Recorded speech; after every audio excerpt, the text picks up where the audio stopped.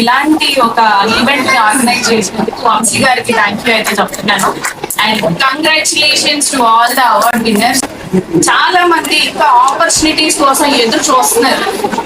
And వేల మంది students pass outs వస్తున్నారు కాలేజెస్ నుండి ఎవ్రీ ఇయర్. ఇంజనీరింగ్, మెడిసిన్, రకరకాల బ్యాక్గ్రౌండ్స్ నుంచి ఎంతో మంది బయటకు వస్తున్నారు. బట్ ఆపర్చునిటీస్ అనేది లిమిటెడ్ ఉంటున్నాయి, జాబ్స్ అనేది లిమిటెడ్ ఉంటుంది. బట్ మీరు ఎంచుకున్న ఫీల్డ్ అనేది అన్లిమిటెడ్.